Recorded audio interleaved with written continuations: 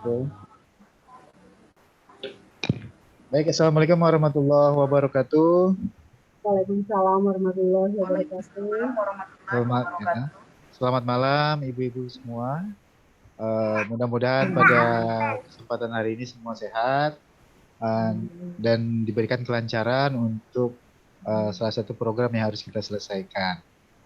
Pada kesempatan hari ini, kesempatan kali ini saya akan mencoba memaparkan salah satu modul atau bahan ajar yang nanti akan kita bahas bersama untuk pengetahuan kita juga bersama tentang sekolah yang memerdekakan.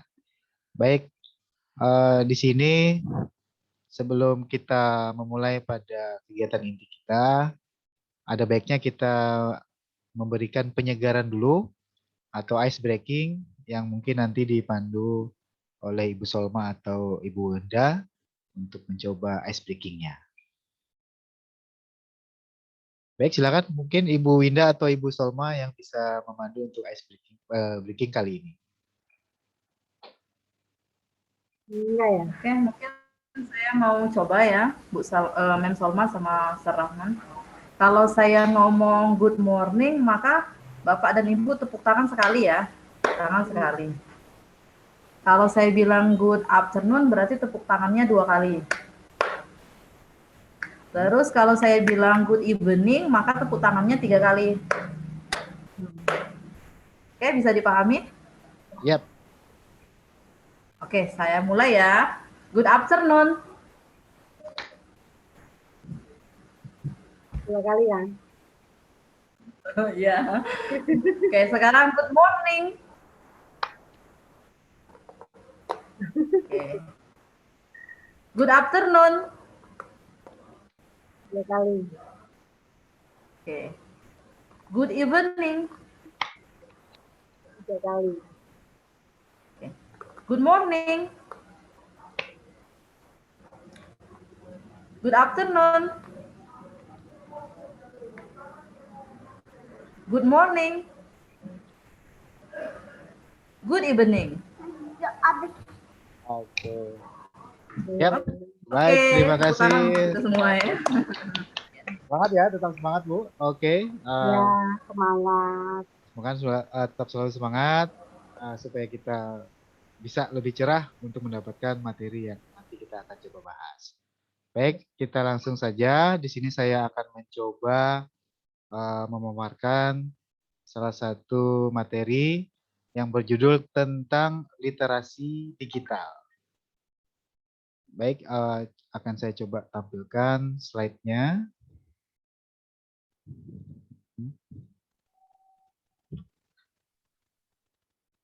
Baik, Bapak Ibu, Ibu-Ibu sudah bisa melihat tampilan di screen-nya masing-masing ya Bu ya? Ya. Ya, Pak. Baik. Bentar.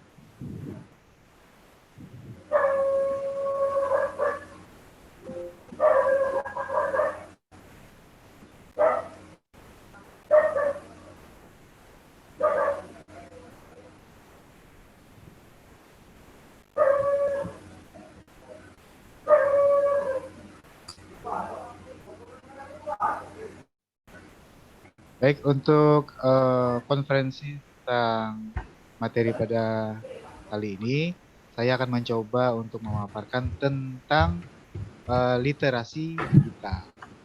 Baik, sebelumnya apakah ibu-ibu sudah mengetahui sebelumnya apa sebenarnya itu literasi? Ya, kira-kira menurut Ibu Winda, literasi itu apa sebenarnya? Secara umum saja, Bu.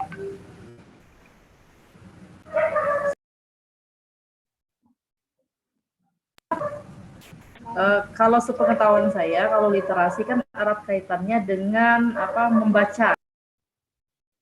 Iya. Ibu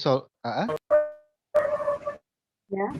Baik. Kalau Ibu Solma bagaimana tentang apa sih sebenarnya literasi?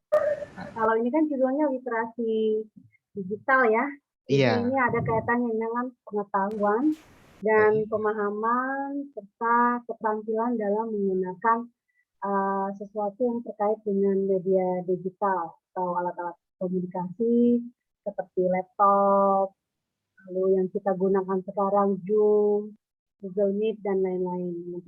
Tujuannya untuk mempermudah kita dalam menyampaikan suatu materi baik secara langsung ataupun tidak langsung.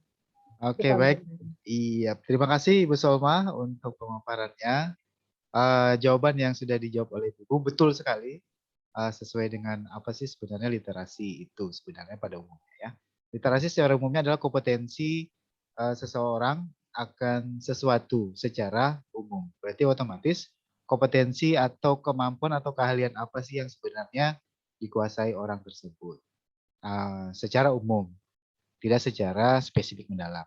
Lalu di sini adalah judulnya tentang literasi digital. Jadi tentang kompetensi umum mengenai digital. Nah, seperti itu ya. Jadi ada yang namanya literasi digital.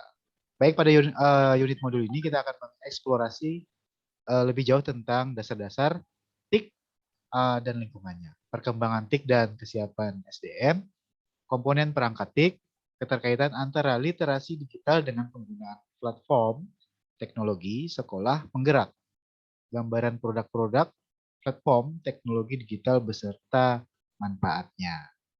Baik, selanjutnya di sini juga kita secara umum kita juga mengetahui atau telah melihat tentang logo-logo seperti yang ada di sini dan memang tidak umum lagi seperti yang ada yang saat sekarang karena secara umumnya aplikasi atau penggunaan media yang sering kita gunakan untuk pencapaian pembelajaran menggunakan media seperti yang ada.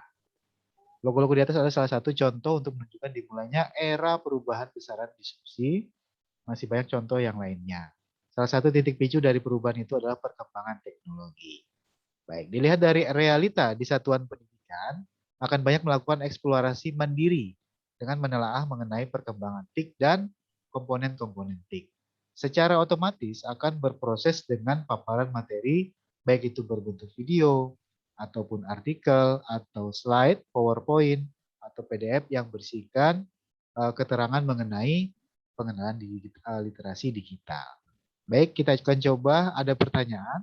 Sebutkan contoh perkembangan TIK di sektor pendidikan yang Anda ketahui. Secara realita, kita bisa melihat tentang perkembangan TIK di sektor pendidikan satuan kita masing-masing. Bagaimana pendapat Ibu Solma? Mungkin bisa memberikan contoh untuk perkembangan TIK di satuan pendidikan Ibu.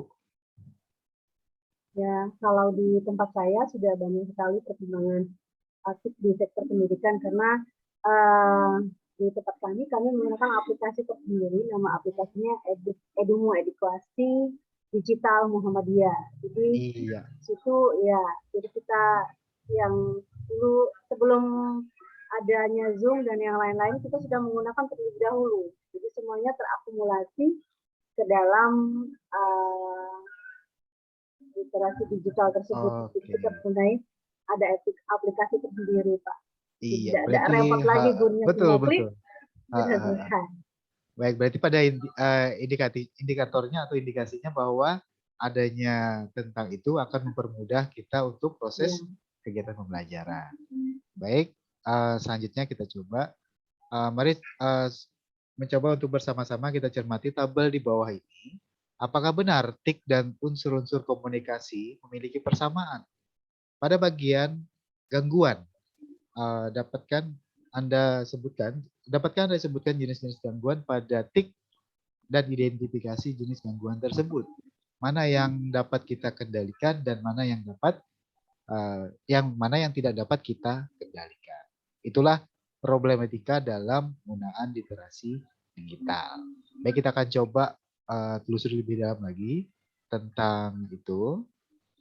Di sini ada tabel persamaan TIK dan unsur-unsur komunikasi. Yang pertama, untuk unsur-unsur komunikasi, ada si pengirim dan si penerima, kemudian ada pesan atau paket, kemudian ada media, kemudian ada umpan balik, serta yang terakhir juga ada gangguan. Sedangkan masuk kepada komponen perangkat, bersumber dari unsur komunikasi tadi, dia menggunakan bisa menggunakan perangkat keras dan juga menggunakan perangkat lunak, baik itu si pengirim ataupun si penerima. Kemudian untuk unsur komunikasi melalui pesan atau paket, komponen perangkatnya itu pasti hasilnya bisa berupa teks, bisa suara, gambar atau video dan bentuk yang lainnya. Kemudian unsur komunikasi di bidang media, komponen perangkatnya itu tentang berupa kabel ataupun nirkabel. Nirkabel berarti WiFi Bu ya, jaringan tanpa menggunakan kabel. Iya. Kemudian unsur komunikasi selanjutnya umpan balik. Umpan balik ini komponen perangkatnya, indikator centang pada WhatsApp, tanda sudah terkirim atau diterima oleh perangkat atau sudah dibaca. Ini adalah salah satu tanda bahwa adanya respon dari si pengirim dan si penerima. Contohnya kita menerapkan tentang penggunaan aplikasi, salah satunya itu WhatsApp. Kemudian juga sama di program LMS ini juga sebagai tanda umpan baliknya kita diberi tugas. Kemudian tugas itu akan bercentang biru atau tidak. Itu akan terlihat apabila kita sudah melakukan sesi tersebut, maka dia akan otomatis tercentang biru. Itulah yang namanya ada umpan balik ya. Baik, yang terakhir ada gangguan. Komunikasi di bidang gangguan, komponen perangkatnya dapat dikendalikan dan juga tidak dapat dikendalikan. Baik, pertanyaan untuk ini, sebutkan contoh gangguan yang dapat dikendalikan dan contoh yang tidak dapat dikendalikan. Mungkin Ibu yang lain boleh bisa mencoba untuk memberikan suatu pengalamannya tentang ini, untuk contoh gangguan yang bisa dikendalikan atau yang tidak bisa dikendalikan. Boleh Ibu yang lain mungkin juga boleh untuk menanggapi ini.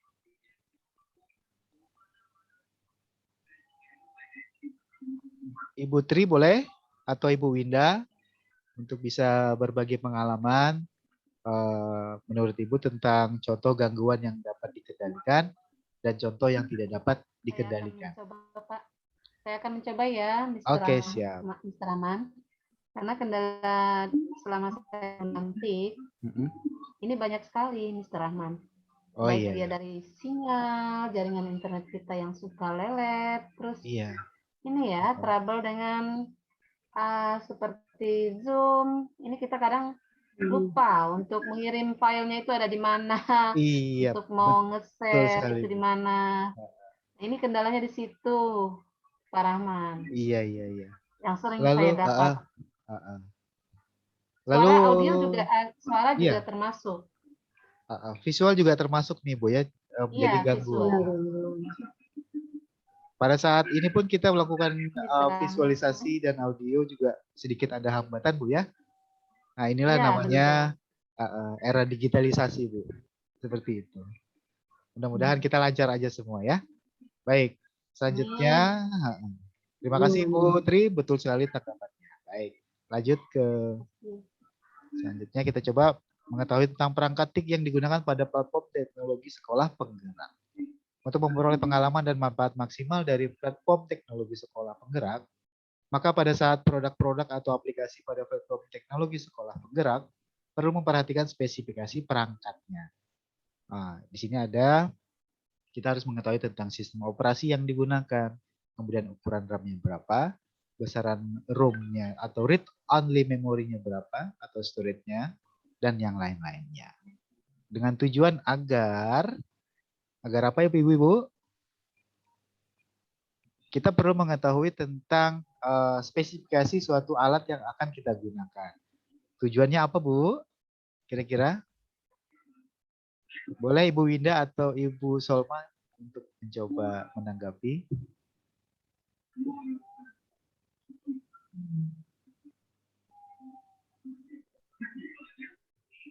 Iya. Ibu Solma bagaimana pendapatnya Bu? Mengapa kita harus mengetahui spesifikasi alat tertentu yang harus kita gunakan? Ya, tujuannya agar kita lebih mudah untuk mengupdate informasi. Kurang lebih seperti itu ya Pak. Iya, betul sekali Bu Solma. Tujuannya itu untuk mempermudah segala akses yang akan kita coba lakukan dalam melakukan aplikasi tersebut, sehingga kendala-kendala atau gangguan yang nantinya akan terjadi itu bisa kita manage.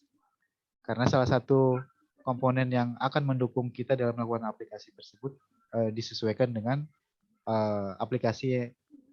besaran aplikasi yang akan kita gunakan. Kalau memang contohnya misalnya kita menggunakan ukuran RAM yang kecil, misalnya 1 GB atau 2 GB, sedangkan perangkat yang akan kita gunakan itu memerlukan RAM yang besar, otomatis kita akan terhambat. Akhirnya akan menjadi masalah untuk kita, Bu, ya. Baik, itu adalah salah satu perangkat TIC yang harus kita coba telaah dalam penggunaan teknologi. Baik, selanjutnya dari pemaparan tersebut, sejauh mana kesiapan yang dimiliki untuk menggunakan atau memanfaatkan perkembangan TIC dalam pendidikan, kemudian teknologi apa saja yang sudah saya kuasai untuk mendukung peran saya dalam bidang pendidikan. Baik dari sejauh kesiapan yang dimiliki oleh satuan pendidikan, tentunya dia mengacu kepada keperluan atau kebutuhan yang bersumber dari analisis kebutuhan sekolah tersebut. Jadi dikondisikan, misalnya sekolah kita itu pusat keunggulannya adalah misalnya OTKP, Bu, ya, perkantoran. Jadi otomatis segala sarana atau prasarana yang akan nanti dikuasai oleh siswa tentunya berpengaruh juga dengan peralatan yang akan digunakan. Jadi otomatis harus kita sinkronkan dengan kemampuan siswa melalui penggunaan perangkat-perangkat pembelajaran. Contohnya misalnya penggunaan komputer juga kita akan coba update lagi dan lebih terbaru lagi dalam rangka untuk memudahkan dan memahami perkembangan teknologi yang ada. Dan teknologi apa saja yang sudah dikuasai, tentunya teknologi yang mengarah kepada penggunaan aplikasi-aplikasi atau perangkat lunak yang memang secara lazim atau umumnya digunakan oleh orang-orang tertentu. Jadi kita bisa mengkomunikasikan baik itu sesama dari satuan pendidikan maupun dengan DUDI. Jadi kita bisa mengembangkan di situ, berkolaborasi. Oke.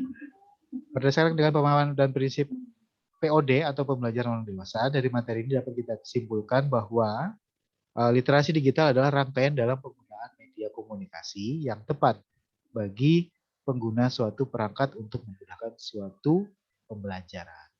Disitulah kesimpulan yang bisa kita ambil serta tujuan dalam pemahaman literasi digital untuk sekolah pusat keunggulan yang bersifat tentang sekolah yang memerdekakan, ya, tentunya dengan prinsip profil Pancasila. Baik, sampai di sini ada yang ditanyakan, Ibu-ibu? Ya, saya mau bertanya sedikit, Pak Rahman. Oh ya, mau bertanya boleh atau mau menambahkan juga? Ya, harapannya menambahkan, Bu, ya? Ya. Menambahkan, ya. Ya, menambahkan saja ya. Iya, siap. Untuk penggunaan literasi digital ini biasanya kalau untuk daerah-daerah yang terpencil ini sangat bermasalah sekali, ya. Itu seperti daerah-daerah mungkin di tempat Rahman sendiri barangkali ini akan menjadi satu tantangan, masalah, Bu, ya. Tantangan, ya. Betul yang sekali. harus kita siasati secara bersama, mungkin dengan bantuan yang ada. Iya, betul. Semua, ya. Apalagi Rahman ini di bagian sarana dan prasarana, ya. Iya, kebetulan jadi juga sangat memahami kebutuhan, ya. Iya, kebutuhan dari untuk pemenuhan literasi digital tersebut. Betul sekali, Bu. Tanpa ada itu maka untuk konsep dalam pencapaian pembelajaran itu akan terhambat di salah satu faktornya adalah sarana. Gitu. Itu adalah pendukung utama juga. Jadi harus kolaborasi. Lalu juga dari segi SDM-nya, ya, bisa jadi. Iya, betul sekali. Kalaupun misalnya semuanya lengkap, kalau SDM-nya tidak siap, tidak bisa juga. Iya. Artinya perlu diadakannya jenis pelatihan kayak saya, kan. Iya. Berusaha update walaupun sedikit-sedikit mencoba akhirnya bisa juga. Iya, betul sekali. Berkat bantuan teman-teman, ya.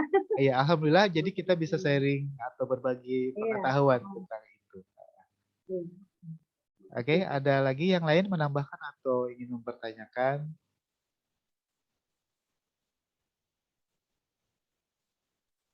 Ibu Tri bagaimana? Ibu Winda juga bagaimana?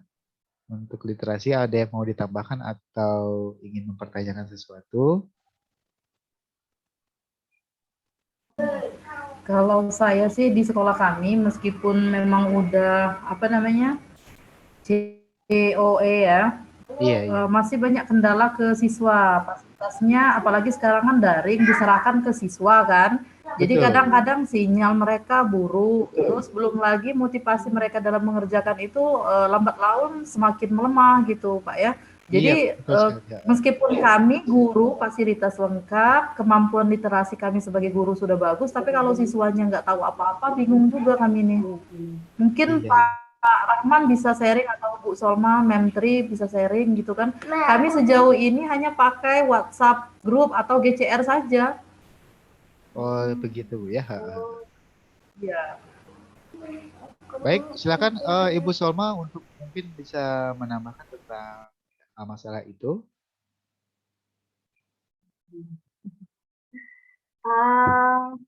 Permasalahannya sih di tiap sekolah itu berbeda-beda ya, ya Mem Linda Iya, ya, iya, iya, betul sekali. Rahman Iya. dan Tri.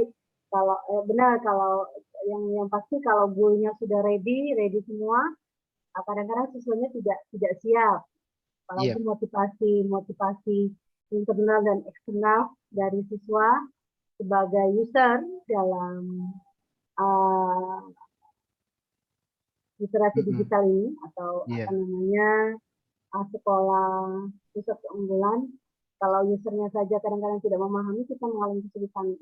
Salah satu solusinya menurut saya adalah komunikasi ya, komunikasi permasalahannya apa, jadi bisa diselesaikan sama-sama ya, supaya terakumulasi semua permasalahan menjadi satu solusi.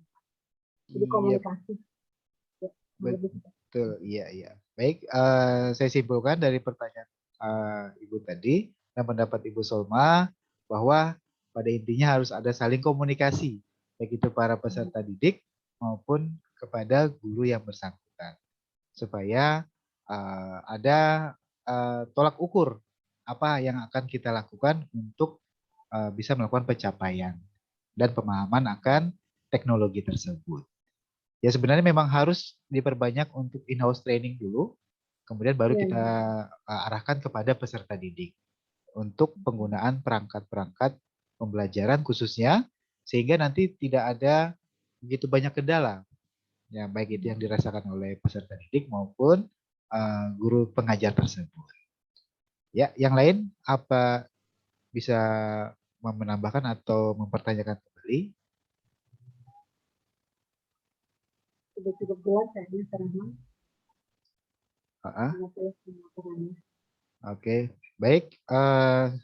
Ini adalah literasi digital yang sudah coba saya sampaikan dan mudah-mudahan ini merupakan suatu pengetahuan dan bisa kita mencoba mengaplikasikan dalam kehidupan pembelajaran di sekolah kita sehingga kita bisa menentukan peralatan atau perangkat apa yang tepat sesuai dengan sasaran yang ingin kita capai sehingga siswa itu bisa menerapkan juga.